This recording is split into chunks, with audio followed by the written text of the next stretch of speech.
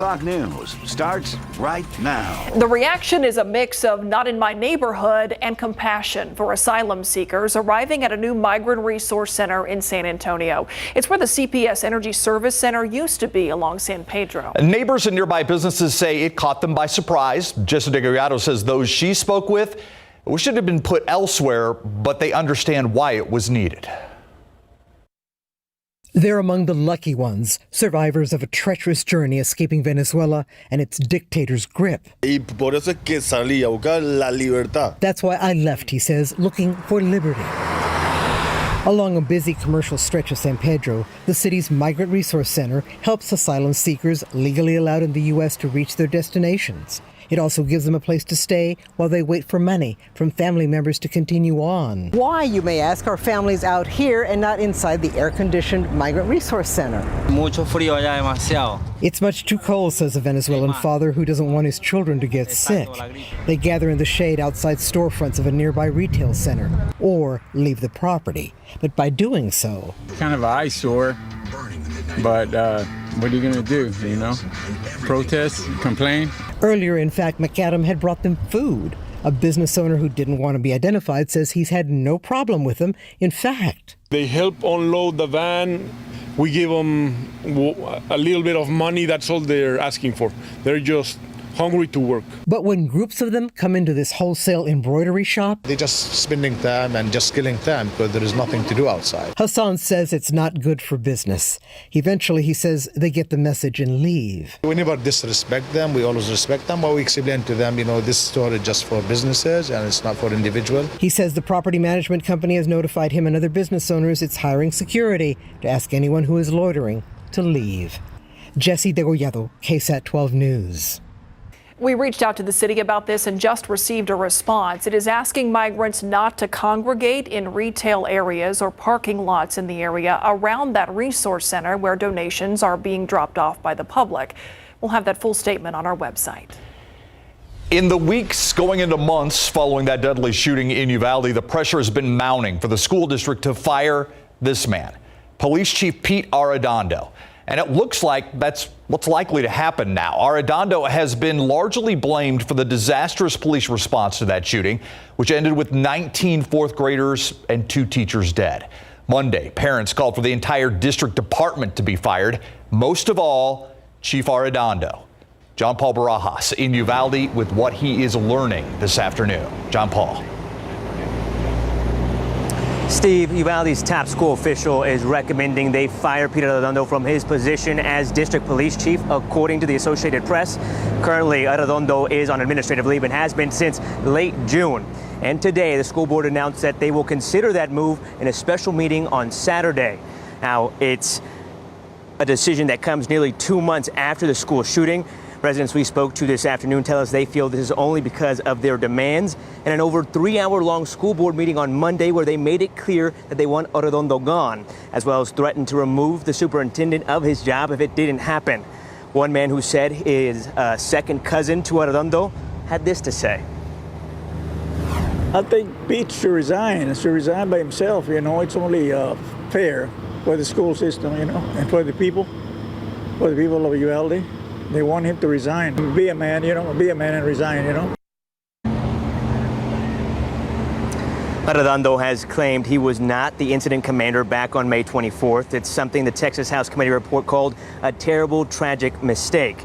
If fired, Arredondo would be the first of the nearly 400 officers who were at Robb Elementary to lose their job. And out here at the administrative building, we are waiting on school officials to hopefully talk to them and get an update.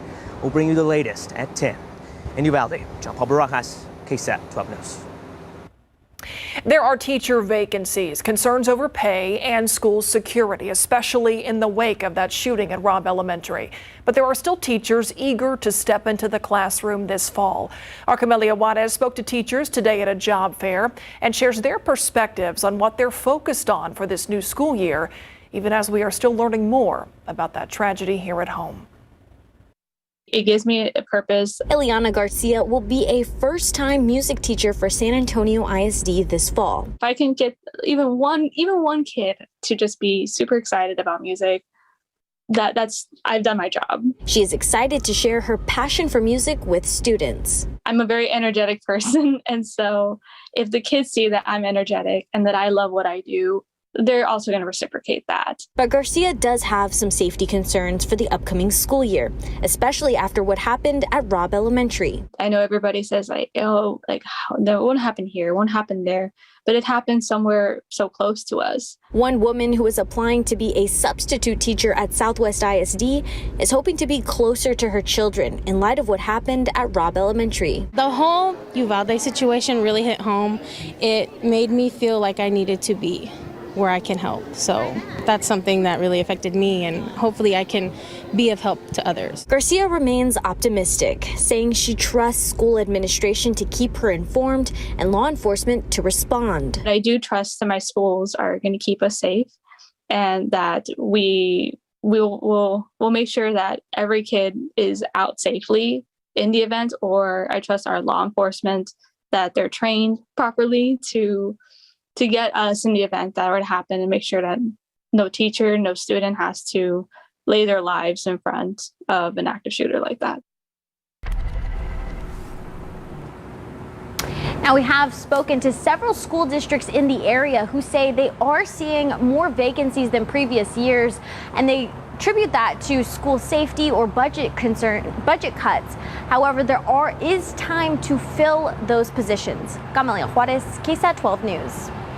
Thank you, Camelia. He's accused of using his truck to run over and kill his wife. Today, during a taped interrogation played before the jury, David James Estrada told police she should have gotten out of the way. Dylan Collier takes us through an emotional day 3 of testimony in this murder trial.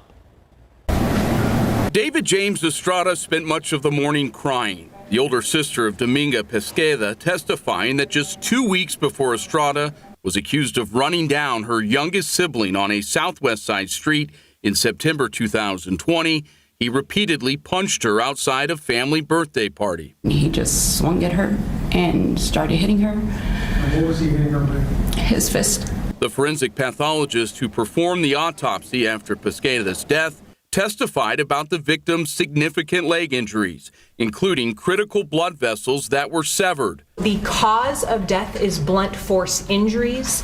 The manner of death is homicide. After a break for lunch, Estrada's interrogation video was played for the jury. San Antonio Police homicide detective Juan Espinoza confirming Estrada was stuck on his story that someone else had run down his wife, until investigators presented him photos showing damage to his truck and the presence of blood.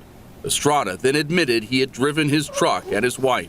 And then he tried to kind of blame her for not jumping out of the way, like she should have known. Estrada, who is free on bond while his trial takes place, faces up to 99 years in prison if convicted. Dylan Collier, KSAT 12 News. Of course, we'll continue to follow that trial. Thank you, Dylan. Let's take a look at traffic out here. Highway 90 at Montgomery. You can see traffic at a standstill right now. A lot of construction in this area, so that is certainly something to be aware of as the camera pivots around there. But you can see that big line of cars and, of course, that line of orange barrels there, alerting drivers to what's happening. Now at 6, it's been a long wait for business owners and people living on the west side. Years of pushing to change Enrique Barrera Parkway back to Old Highway 90. But today the signs are going up. City leaders changed the name back in 2015 to honor Enrique Barrera, a former city council member in District 6 who passed away in 2007. But business owners say that name change just caused confusion, hurting their businesses and the community's identity. They began almost immediately working to get the change reversed, and now signs are up to return the road back to Old Highway 90. How are you staying cool? Anything with water, really, because that's the only way you can stay cool. All right, you heard it there. Water, the best solution to survive these 100-degree days. Kids suited up to enjoy splash pads. This one's at the Pearl downtown. Even some parents joining in. Parents say it's hard to keep kids active outside on hot summer days like these, so splash pads seem to be a good option. On our website, we have a list of free splash pads you can visit right now throughout the area. Just head to KSAT.com. I totally understand that feeling. You got to get to the playground at 7:30 in the morning. It's ridiculous. Yep. One of my tips too is buy one of those lawn and garden sprayers, you know, those with the handles that you pump and the wand that you can mist. Fill it with ice water. Ice water, that's the key. And then you can mist down the kids and, of course, yourself. Mist down the kids. Yeah, you mist the kids. It feels good. Or just spray them. You loosen it up, and they love it. It's a little bit of a shock, but feels good. 104, that's the new update. Record high temperature for the day today. That's a new record by 3 degrees. The average high, 95. And we weren't the only ones to hit a record. Austin, Del Rio, Houston, Tyler, Dallas, Abilene, all had record high temperatures today, and some of these locations even had record highs yesterday as well. Currently, we're at 102. By 8 o'clock, 96, 10 o'clock, 90 degrees. The wind is picking up out of the east-southeast. Right now, it's at 15 miles per hour. It's going to be gusting to about 25 this evening, so that'll stir things up a little bit and at least give us a bit of a breeze as temperatures fall off. We definitely moved up in the rankings today. We're going to talk more about that in just a bit. All right, thank you, Adam. Does a small Texas town police force really need this? It is a mine-resistant ambush-protected vehicle free from the U.S. Pentagon. It absolutely sends the wrong message. KSAT Investigates coming up in a few minutes. I'm Stefania Jimenez, and tonight on the Night Beat, a tough choice that more people are being forced to make, and it's because of rising costs on just about everything.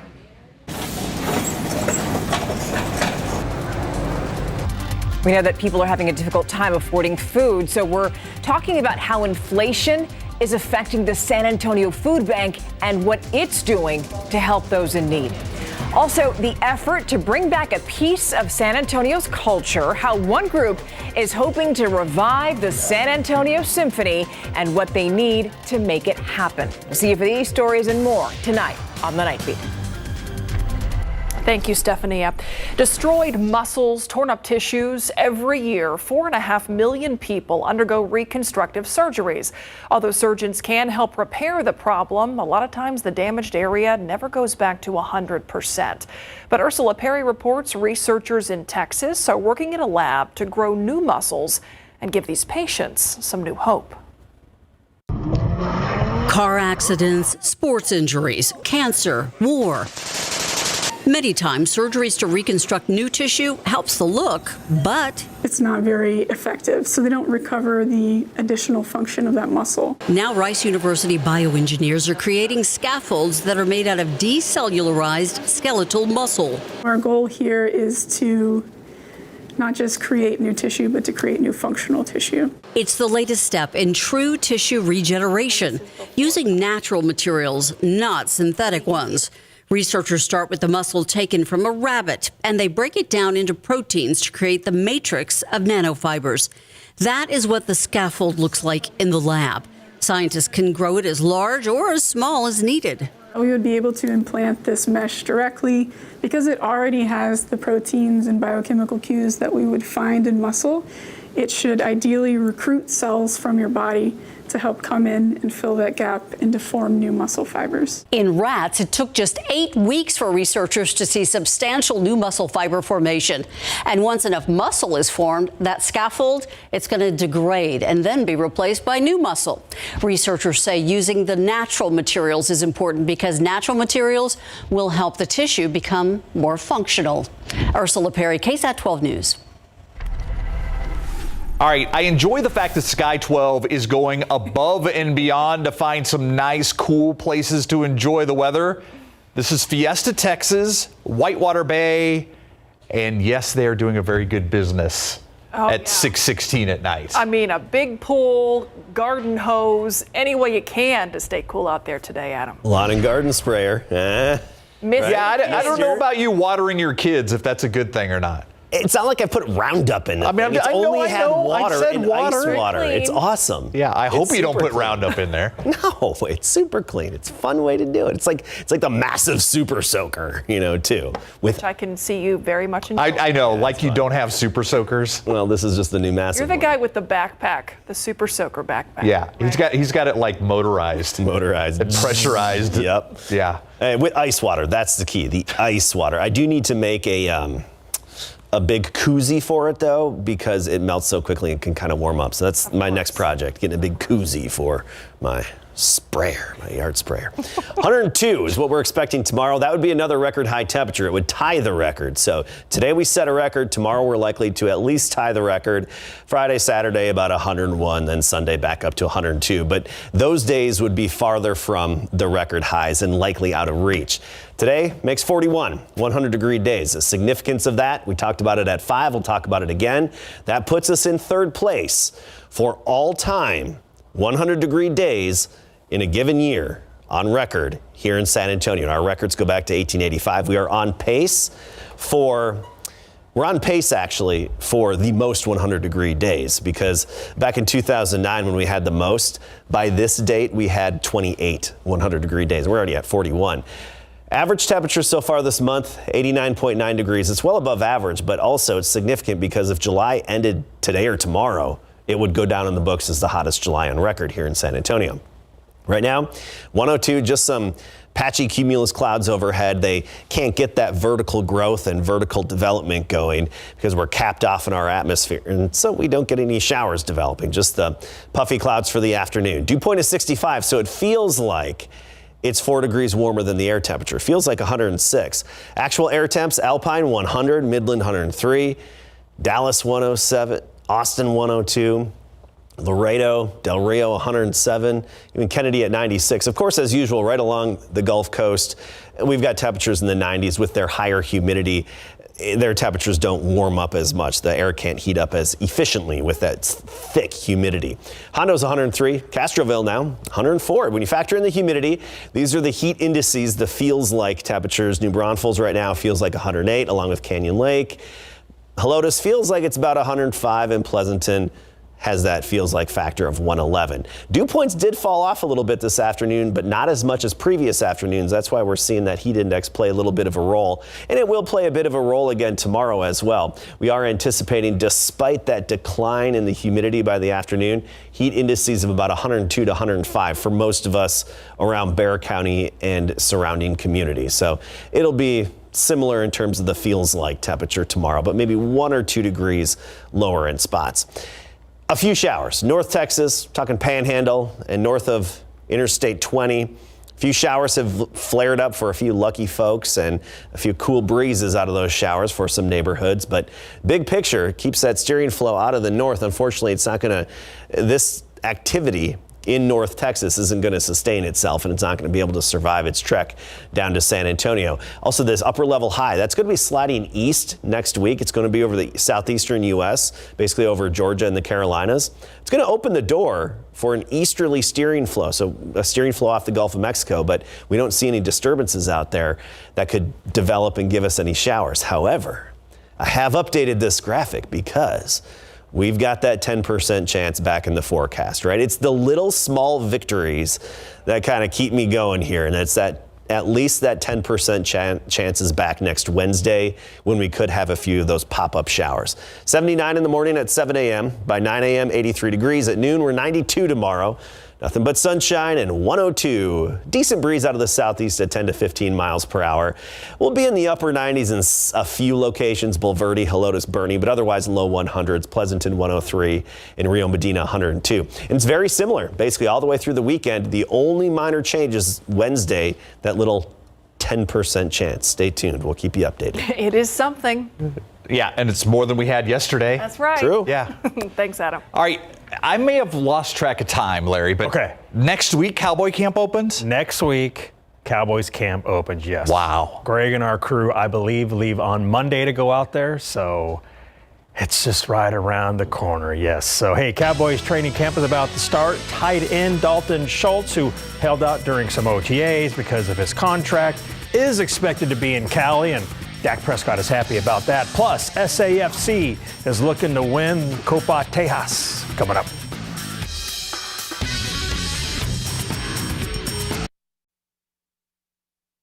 Pro football coverage, powered by Davis Law Firm. 1 week from today, the Dallas Cowboys will kick off training camp in Oxnard, California. And one storyline to watch is tight end Dalton Schultz playing under the franchise tag, a one-year deal worth $10.9 million, more than doubling the slightly less than $5 million he's made for his first 4 years with the boys. Dalton skipped OTAs and voluntary workouts in hopes of getting a long-term deal, and that never happened. So he reported to a 3-day minicamp back in mid-June, likely to avoid fines. Quarterback Dak Prescott was happy about Dalton reporting and getting one of his top targets back. It's huge. Obviously, just what he means to this team, his leadership, and just what the role he stepped into to be the guy at tight end and to be a leader of this offense and to make plays. He's a guy that I can count on, that I can trust, and that's just continue to grow, and it's grown through these last few weeks. Dalton played in all 17 games with 15 starts last season, snagging 78 receptions for 808 yards and 8 touchdowns, all career highs. So he feels he deserves a long-term big money deal. San Antonio FC is number 1 in the USL Championship with the league best 43 points, and they're 4 points ahead of second place Colorado Springs in the Western Conference. Saturday, SAFC shut out Atlanta United 5-0. Santiago Patino and Samuel Adeniran each tallied braces in the win, making a first for the club. Now San Antonio is getting ready to take on El Paso Locomotive FC on the road for a chance to win the Copa Tejas Division II crown. It's just going to add fuel for us. Once we feel the silverware, it's going to honestly encourage more hunger, I think, from the guys.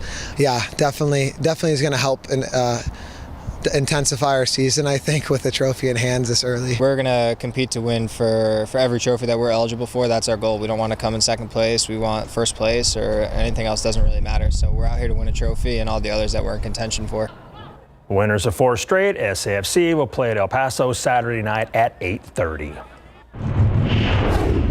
Bernie baseball's all smiles because 2 of their very own were selected in the MLB draft. Right-handed pitcher Cole Phillips was drafted out of high school in the second round with the 57th overall pick by the Atlanta Braves. And outfielder Douglas Hoda III, a Texas Longhorn, was picked up in the 6th round by the Baltimore Orioles. Both Bernie greats will now get their names added to a very special wall at Bernie High School. Yeah, the wall. We have all the players that have been drafted from Bernie since I've been around, back all the way to 1969 with Howard Duckworth, all the way down to 2006 with Russ Molenhauer, and all the players in between. You want to get on this. This is the wall you want to get on. You got your Babe Ruth, you got your Willie Mays, you got your Stan Musials, and you got your Ted Williams. Well, this is our Hall of Fame wall, and we're going to be. I'm so proud to put those 2 guys up. That is cool. And how about this? 20 years ago today, Manu Ginobili signed with the Spurs. San Antonio drafted him in 1999 in the second round with the 57th overall pick. Manu is a 4-time NBA champion, master of the Eurostep, and an expert at catching bats. Yep. He will be enshrined into the Naismith Memorial Basketball Hall of Fame in September. Well deserved, and I'm sure I speak for a lot of Spurs fans. I sure miss Manu. Yes. Love him. Right? Still have that Manu jersey. Yeah. By the way, the Copa Tejas, have you seen it, like what it actually looks like? I have not, no. I was hoping like a Whataburger cup. Or maybe like a big Bill Miller's tea to go. Something like that. Both. Excellent ideas. I'm just throwing it out there. Yes. I need a suggestion box. I do. Yeah. Thank you, Larry. Well, for the students who passed through the halls of Burbank High School over the last several decades, it was more than just a place to learn the 3 R's. How some are remembering their time here before the old buildings are closed for good. And small town law enforcement agencies armed like a small army. Why some say this is sending the wrong message. KSAT investigates. It's next at 6.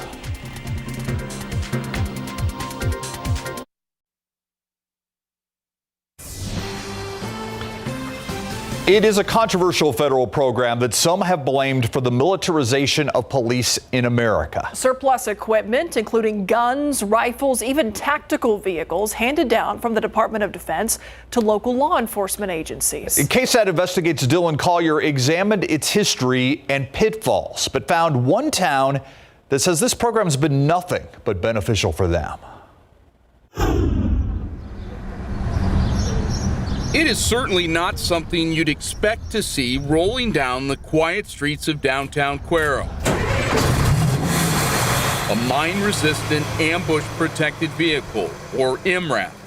When the Cuero Police Department acquired it in 2016, it was worth $865,000, a figure that to this day still makes up a vast majority of the total value of equipment taken in by the small agency from the Department of Defense. For Chief Jay Lewis, the imposing piece of rolling machinery has filled a much-needed void that the city's budget could not. This is our SWAT vehicle if it's needed for that, but we don't have another tactical vehicle. In now its 6th year of service for Cuero PD, its MRAP has become a valuable asset, assisting with a number of barricaded subject calls and even being used for rescue efforts during Hurricane Harvey. Since the 90s, the federal government's 1033 program has made surplus military items that would otherwise likely be destroyed available to police departments and sheriff's offices across the country for free. A KSAT Investigates analysis found that law enforcement agencies in our area have pounced on it, acquiring just shy of $10 million worth of equipment since the program's creation. More than $2.8 million of that amount taken in by the San Marcos Police Department alone. The agency shared footage of its MRAP in action, but was among the departments that refused interview requests from us about how the assets are used. There can be costs and benefits with that military hardware that it's important to talk about. Dr. Karsten Andreessen, Associate Professor of Criminal Justice at St. Edward's University, says that office supplies aside, much of the gear promotes a so-called warrior mindset, the idea that the police are an army protecting the public from enemies that want to hurt them. It absolutely does go against the grain of community policing. It absolutely sends the wrong message. Most people in the public, right or left, don't like the idea of a police agency treating them like people they're going to conquer. We open her up. Lewis contends their MRAP has bonded the department more closely with the Cuero community. But even he acknowledges some agencies stockpile equipment that doesn't necessarily benefit them. We're not one of those agencies. We identify a need and find the equipment that we need through the 1033 program. For KSAT Investigates, I'm Dylan Collier. The federal records show Cuero PD has not taken possession of any equipment through the 1033 program since 2017. Chief Lewis said there simply hasn't been a need to apply for additional items. The Defense Logistics Agency, which oversees that program, specifically defending the transfer of weapons in an email telling us, quote, small arms, which include handguns and rifles, are issued to departments on a one-to-one basis, meaning one gun per assigned officer. And that stockpiling of small arms should not occur. They claim their review of data covering the state of Texas shows that no agencies are over-allocated on these types of weapons. News around America now. It has taken a long time to get here, but there is finally some good news on the baby formula front. The head of the Food and Drug Administration says formula production is now exceeding consumer demand. Commissioner Robert Califf said that when he testified before a Senate subcommittee today. He said even though there is now a robust pipeline of formula coming in, the shortages will continue to take some time to fix. Home sales continue to slide, but the prices are still going up. The average cost of a home hit an all-time high with the median home price a record $416,000. That's up more than 13% from 1 year ago. According to a report from the National Association of Realtors, the increase marks more than a decade of year-over-year monthly price hikes. The hottest housing markets in Sunbelt cities like Orlando and Nashville, where home prices jumped nearly 31%. But the sale of existing homes, which includes townhomes, condos, and co-ops, down 5% in May nationwide. For 85 years, it's been a fixture on the South Side. Now Burbank High School is closing the doors on its old buildings, but not before giving it a sweet send-off. There will be a final tour of the original campus this week, and hundreds of people are expected to be there. Our Tiffany Huerta shares why alumni say this school is so special.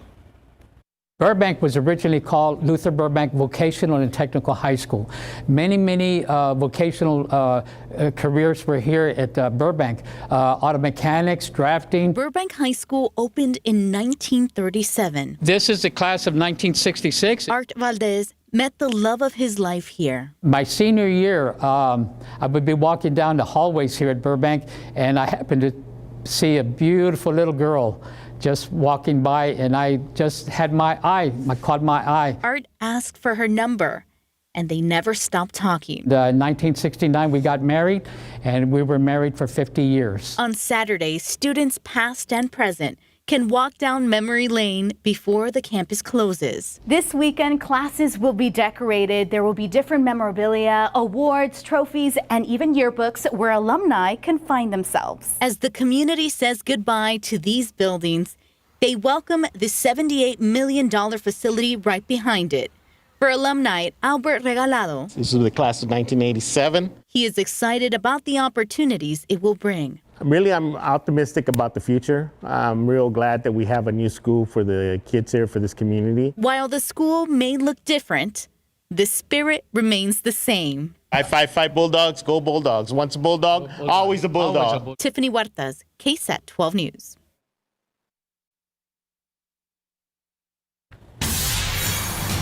Today is the 53rd anniversary of the first moon landing. Apollo 11 became the first manned spacecraft to land on the moon on July 20th, 1969. Neil Armstrong, the first man to set foot on the moon, saying that's one small step for man, one giant leap for mankind. An estimated 600 million people watching this broadcast around the world. Imagine what that was like. Let's take a look outside with live cam back here on Earth. It is. Thank you for clarifying that, Myra. Yeah, I just want to get everybody oriented. That's good to know. Make sure we're all on the same page. This isn't the moon, but I'm feeling 1/6 of the gravity now. Of course you are. Of course you are. Right? So there is gravity on the moon. It's just about 1/6. I don't know. I'm not a physicist, but that's one thing I remembered from all the physics. Anyway, 104. That was our high temperature today. That's a new record by 3 degrees. The average high 95. And climatologically speaking, we're not in the hottest part of the year yet. That happens in August when the average high goes up to 97. Del Rio, a record high temperature of 108. Austin had a record high temperature today, making it actually to 104. Pleasanton topping out at 105. You get the idea. We're going to talk about the aquifer level, show you how that's been changing since March, and if there's any hope for a tropical system in just a bit.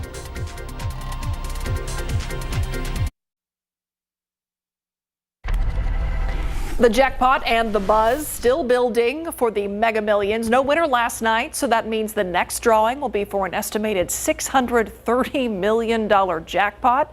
It will likely get even bigger than that by Friday night as more people line up to get tickets. Yeah, that would make the cash option, by the way, in case you're wondering, around $360 million.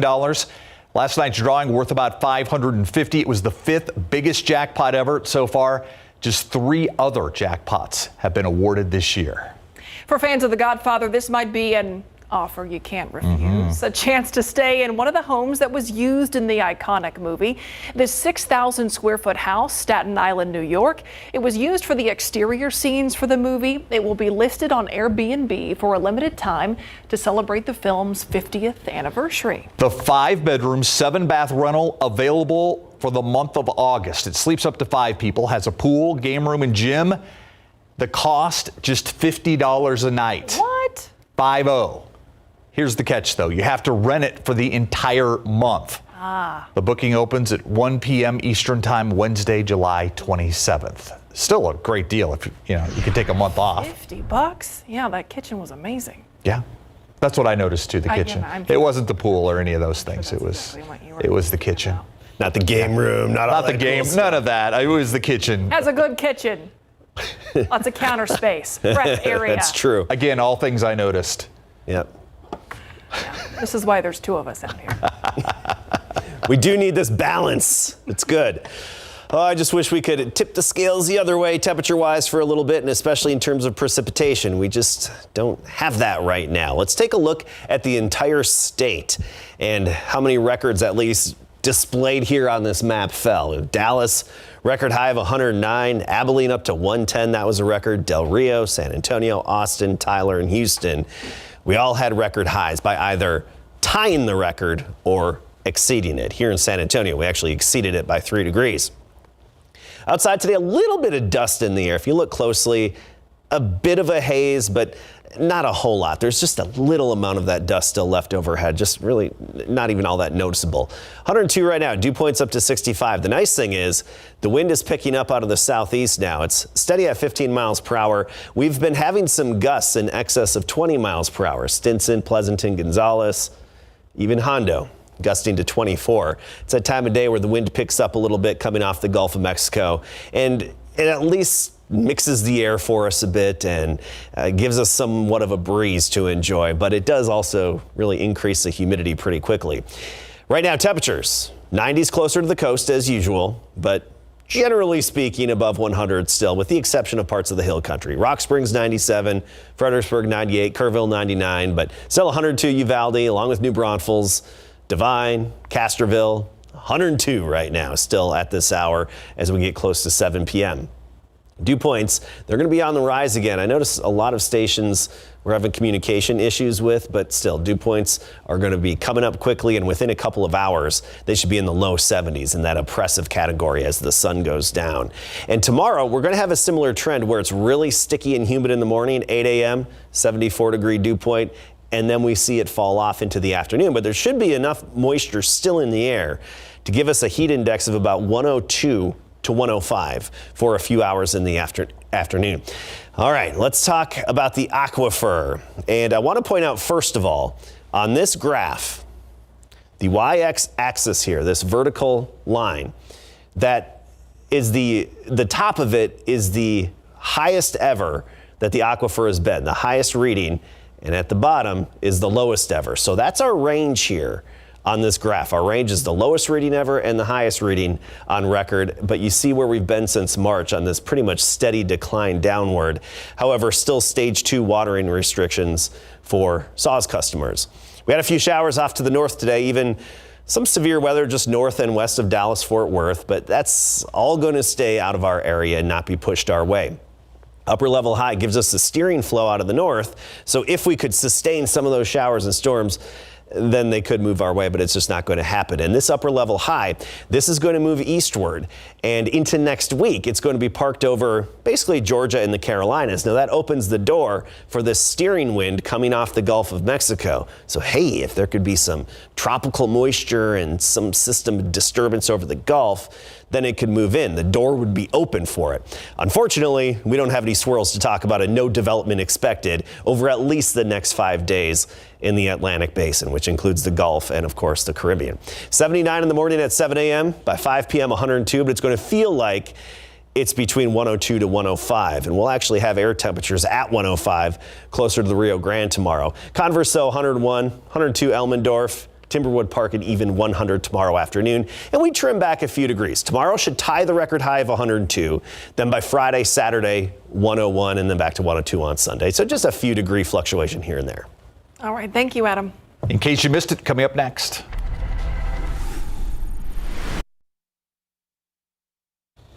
Here's today's In Case You Missed It. It's Wednesday.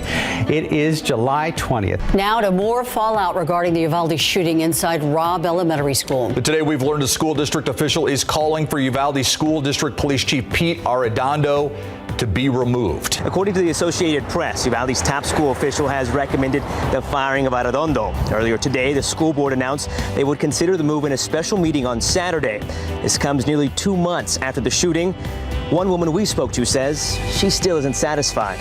They should have done that a long time ago, a very long time ago. The only reason they're doing it is because they're feeling the heat. He stole a heavy piece of machinery from a local business. It turns out it helped to lead police right to him. This is 35-year-old Renee Gonzalez. According to SAPD, the business owner reported a backhoe being stolen this morning, taken from a business at Southeast Loop 410. The owner told officers that the suspect didn't know that the machine had a GPS tracker on it. Netflix is announcing it has lost close to 1 million subscribers. And that may seem bad. However, the 970,000 people who canceled Netflix last quarter is less than half the 2 million defectors the streaming giant forecast. Students at Texas State University in San Marcos now sign up for a Harry Styles class. The class is set to begin next year. It's called Harry Styles and the Cult of Celebrity: Identity, the Internet, and European Pop Culture. Of course, we'll cover the cultural and political development of the modern celebrity. Also delves in things like globalism, media, fashion, and fan culture. The professor is a big fan of Styles. He says the celebrity element offers a sort of relevance that helps students better understand their world.